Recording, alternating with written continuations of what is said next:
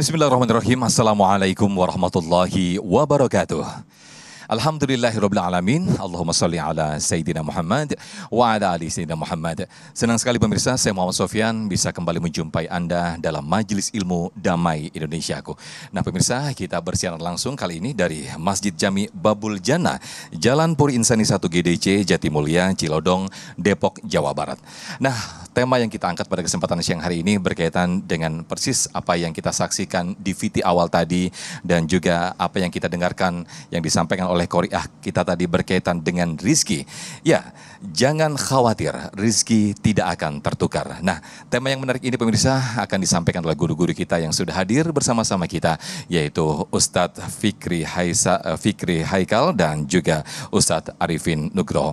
Nah, perlu kita pahami terlebih dahulu pemirsa, sebelum kita masuk lebih dalam bagaimana rizki tidak akan tertukar, kita memahami terlebih dahulu bagaimana hakikat dari rizki itu sendiri. Insya Allah nanti akan disampaikan oleh Ustadz Fikri Haikal. Pemirsa, inilah Damai Indonesiaku yang dipersembahkan oleh Sarung Wadimor, tentu sarung kita. Selamat menyaksikan. Assalamualaikum warahmatullahi wabarakatuh. Alhamdulillahi rabbil alamin. Salatu wassalamu ala asrafil anbiya wal mursalin Sayyidina wa maulana Muhammadin wa ala alihi wa sahbihi ajma'in, amma ba'du. Yang mulia para ulama, para kiai, para habaib, para asatiz dan asatizah yang saya hormati, DKM Masjid Babul Jannah, Depok, Jawa Barat, ibu bapak, saudara-saudara kaum muslimin yang saya cintai. Sebagaimana yang telah kita saksikan melalui VT-VT, memang sebagian kita mungkin saja ada yang bertanya-tanya, kenapa ada orang dengan mudah mendapat dan memperoleh rejeki yang berlimpah. Di sisi lain, kita lihat ada orang mendapatkan rejekinya dengan cara bersusah payah. Saudara-saudara, ukuran rejeki setiap orang sudah tentu berbeda. Dan itu sudah ditentukan oleh Allah Subhanahu wa ta'ala. Walaupun rejeki sudah dijamin dan ditentukan oleh Allah, tapi Allah juga melihat ikhtiar, usaha, upaya yang dilakukan hambanya untuk menarik lancarnya jalan rejeki tersebut. Persoalannya, banyak di antara kita persepsinya rejeki itu cuma soal uang. Bu, persepsi kita rejeki cuma soal uang.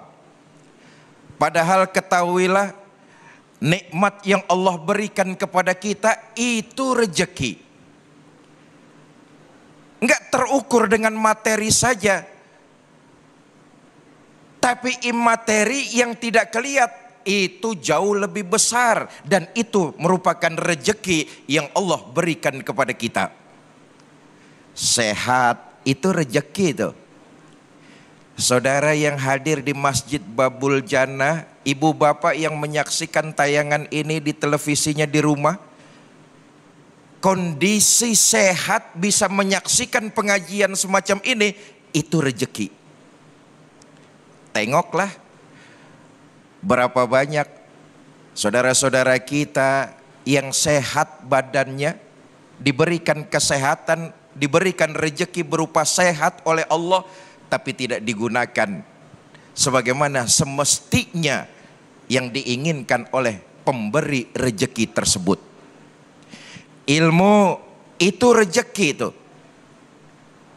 Bagaimana cara mengolah rejeki ilmu? Amalkan dalam kehidupan sehari-hari. Nah, Bapak Ibu saudara-saudara, rejeki memang sudah ditentukan oleh Allah. Tetapi tadi saya katakan bahwa Allah juga melihat dari usaha, ikhtiar, dan upaya. Yang perlu diingat bahwa dalam mencari rezeki itu bukan cuma ikhtiar zohir. Selama ini kalau kita mencari rezeki itu selalu kita tekankan pada ikhtiar yang sifatnya zohir. Bekerja keras, usaha mati-matian, mengeluarkan kemampuan yang optimal. Itu ikhtiar zohir. Tetapi yang terpenting dari itu semua adalah ikhtiar batin. Apa ikhtiar batin itu? Mengerjakan berbagai macam amalan ibadah, lalu berdoa memohon kepada Allah Subhanahu wa taala. Nih yang sering dilupakan nih. Banyak di antara kita yang cuma optimal dalam ikhtiar zohir, tapi lupa untuk berdoa kepada Allah, ikhtiar batin. Malah sebagian orang ada yang mengatakan begini, alah udah dah nggak usah perlu pakai doa, yang penting kerja keras, berusaha, berupaya.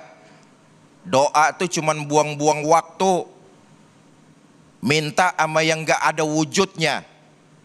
Sebagian ada yang mengatakan seperti itu, nggak perlu doa. Saudara ketahuilah, justru ikhtiar zohir yang kita lakukan puncaknya adalah ikhtiar batin, berdoa memohon pertolongan Allah Subhanahu wa taala. Itu kunci suksesnya. Ngapain pakai doa? Persoalan kan bisa diselesaikan dengan usaha sendiri. Kalau ada masalah, cariin solusinya. Masalah selesai, target tercapai. Nggak usah pakai doa-doa. Orang yang semacam ini nih, dia melupakan bahwa apa yang terjadi dan apa yang akan terjadi semuanya berada dalam genggaman Allah Subhanahu wa taala. Itulah perlunya doa. Inilah yang utama. Doa itu saudara, dari ikhtiar yang sudah kita lakukan mengharapkan rezeki, doa itu adalah mengakui kelemahan, lalu juga dibalik itu puncak dari keimanan, memohon pertolongan Allah Subhanahu wa taala. Setelah ikhtiar kita lakukan dengan maksimal, upaya kita lakukan dengan optimal, maka tawakal dan berdoalah mohon pertolongan Allah. Di dalam kitab Akbarul Hamka wa Mughaffalin, Abu Al-Fadl Al-Jauzi pernah menceritakan, dulu ada orang yang kebangetan pede. Dia menyandarkan hidupnya pada usahanya sendiri, kerja keras, berupaya optimal, nggak perlu pertolongan Allah. Nih orang percaya diri dalam mencari rezeki atas usahanya sendiri, nggak perlu pertolongan Allah. Satu hari, nih orang pengen beli keledai. Berangkatlah dia dari rumah membawa uang menuju pasar hewan. Di tengah jalan ketemu sama temennya. Ditanya, mau kemana bro? Kata nih orang, saya mau beli keledai di pasar hewan. Temennya bilang, sebaiknya kamu menggunakan kata-kata insya Allah saya mau beli keledai. Ini unsur doa nih. Apa jawab tuh orang? Nggak perlu kalimat insya Allah. Persyaratan udah ada, kelengkapan sudah sempurna. Kerja keras, ikhtiar, optimal, upaya sudah saya lakukan. Duit saya bawa, keledai ada di pasar, transaksi selesai. Ini kerjaan pasti, nggak perlu pakai insya Allah. Berangkat nih orang ke pasar. Saudara, apa yang terjadi? Di pasar hari itu manusia bejubel, rame dengan pengunjung. Ndilalah, ndilalah tuh apa ndilalah tuh? Tiba-tiba uang nih orang hilang.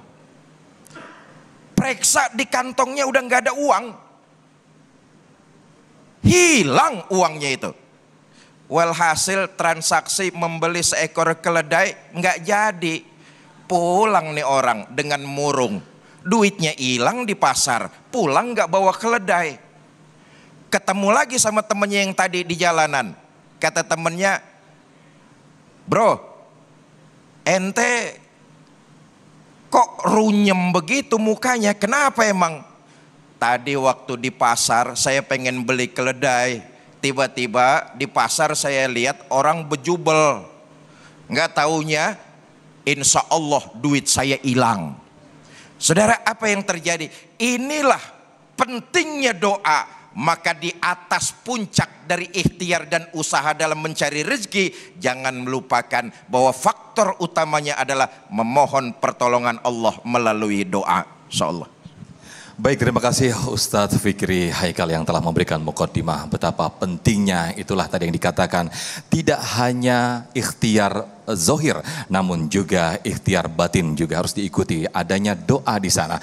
Nah, ketika kita sudah menghayati bagaimana hakikat rizki itu sendiri, tidak hanya rizki berupa materi uang, namun juga kebahagiaan kita, nikmat sehat kita, itulah yang perlu kita yakini. Nah, insya Allah dengan begitu kita meyakini bahwa insya Allah rizki kita tidak akan tertukar. Nah, nanti lebih dalam lagi berkaitan dengan tema ini, insya Allah akan disampaikan oleh guru kita, Ustadz Arifin Nugroho. Tetaplah bersama kami di Damai Indonesiaku, yang dipersembahkan oleh Sarung Wadimor, tentu sarung kita.